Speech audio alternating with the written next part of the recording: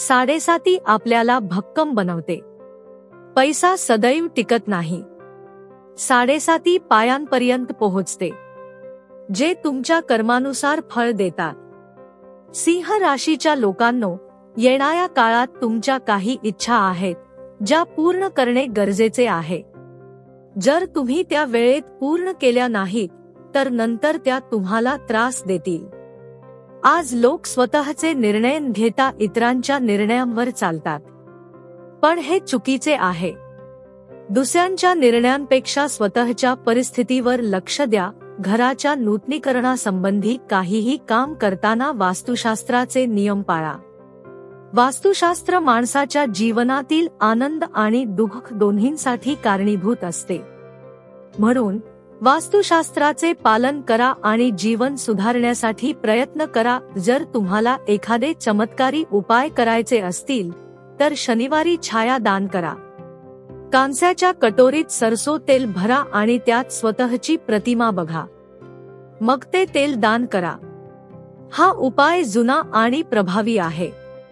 यामुळे तुमच्या व्यवसायात सुधारणा होईल.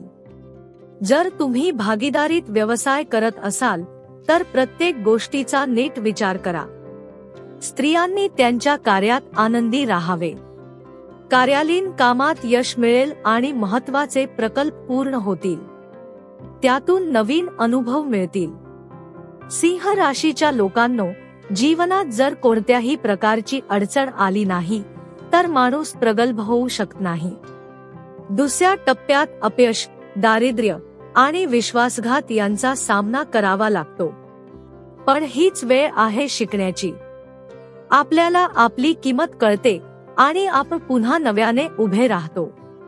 या काळात धनहानी झाली तरी लक्षात ठेवा की पैसा सदैव टिकत नाही. त्यामुळे शांत राहून पुढे कसे जायचे हे ठरवणे गरजेचे आहे.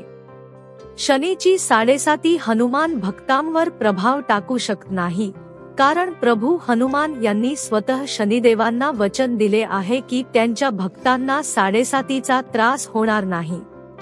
त्यामुळे हनुमान जयंतीच्या निमित्ताने शनिवारी हनुमान चालीसा पठण करणे आणि हनुमानाची उपासना करणे फायद्याचे ठरते. सिंह राशीच्या लोकांनो, तिसऱ्या टप्प्यात साडेसाती पायांपर्यंत पोहोचते. आता फक्त 2.5 वर्षे बाकी राहतात आणि यानंतर परिस्थिती सुधारायला सुरुवात होते. हळूहळू नुकसान भरून निघते, डिप्रेशन दूर होते आणि आधी अपयशी ठरलेली कामे यशस्वी होऊ लागतात. या टप्प्यात तुम्ही मागील 5 वर्षात काय शिकलात याचा अनुभव घेता. साडेसातीचा परिणाम भिन्न असतो. काही लोक त्याचा फायदा घेतात आणि अधिक मजबूत होतात, तर काही जण घाबरून चुकतात. शनिदेव क्रूर नाहीत, ते केवळ न्यायाधीश आहेत जे तुमच्या कर्मानुसार फळ देतात.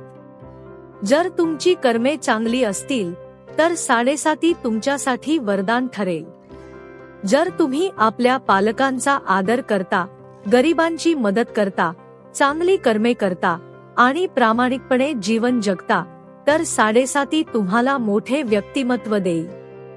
सिंह राशीच्या लोकांनो, मात्र जे चुकीची कर्मे करतात त्यांच्यासाठी साडेसाती अधिक कठोर असते. शनिदेव अशा लोकांना कठीण परीक्षा देऊन योग्य मार्गावर आणतात.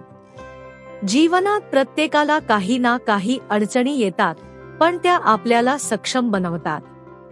एका शांत समुद्रात कुशल नावाडू होऊ शकत नाही, त्याचप्रमाणे संकटांशिवाय जीवनाचा खरा अर्थ समजत नाही. साडेसातीमुळे आपण स्वतःच्या क्षमतांची ओळख करून घेतो आणि कठीण काळ संपल्यानंतर जीवन पुन्हा आनंदी आणि समृद्ध होते. साडेसाती आपल्याला भक्कम बनवते आणि म्हणूनच ती आपल्यासाठी एक शिक्षण असते. सिंह राशीच्या लोकांनो, आता वेळ आली आहे या विषयावर बोलण्याची की अखेर कोणत्या राशीवर 20 मार्च 2025 पासून साडेसाती लागणार आहे. तुमच्या राशीवर शनीची साडेसाती लागणार आहे का, याबाबतची माहिती तुम्हाला या व्हिडिओमध्ये मिळणार आहे. 20 मार्च पासून एक मोठा ग्रह परिवर्तन होणार आहे, ज्यामुळे मेष राशीवर सर्वात मोठा प्रभाव पडणार आहे. मेष आणि मीन या दोन्ही राशींसाठी 7.5चा प्रभाव सुरू होईल, ज्यामुळे त्यांच्या नोकरी, व्यवसाय आणि आरोग्यावर मोठा चढउतार दिसून येईल. शत्रूंची संख्याही वाढेल, मानसिक यातनाही त्रासदायक ठरतील, भाग्य साथ देणार नाही आणि विनाकारण दुर्बल वाटेल. सिंह राशीच्या लोकांनो, 22 तारखेपासून झालेला हा बदल जरी या 2 राशींना प्रभावित करत असला तरी संपूर्ण 12 राशींवर त्याचा परिणाम होणार आहे.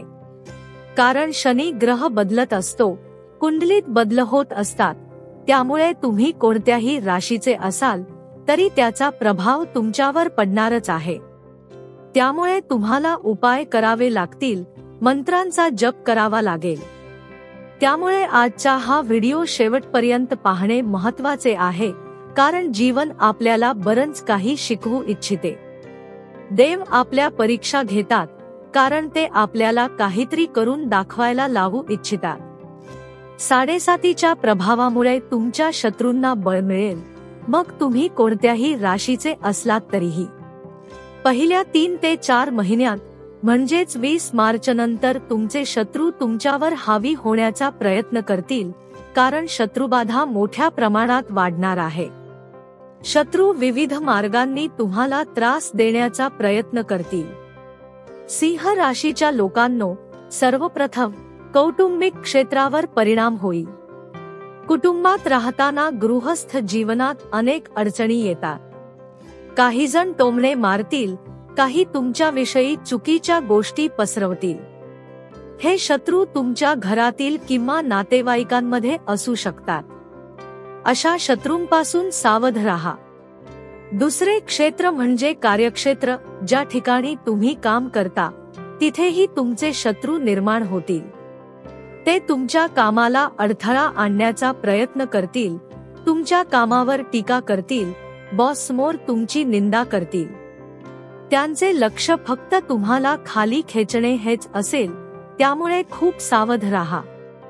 तिसरे क्षेत्र म्हणजे व्यापार. जर तुम्ही व्यवसाय करत असाल तर तुमच्या विरुद्ध मोठे कारस्थान होऊ शकते.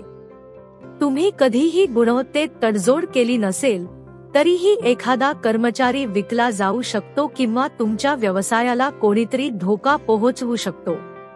त्यामुळे सतर्क राहा, कारण अनेक वर्षांच्या मेहनतीने कमावलेले यश एका क्षणात उद्ध्वस्त होऊ शकते. सिंह राशीच्या लोकांनो, चौथे क्षेत्र म्हणजे आरोग्य. आरोग्यावरही मोठा परिणाम होईल.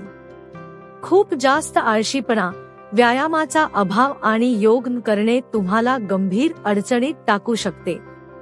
जर एकदा तुम्ही आजारी पडलात तर यातून सावरायला वेळ लागेल.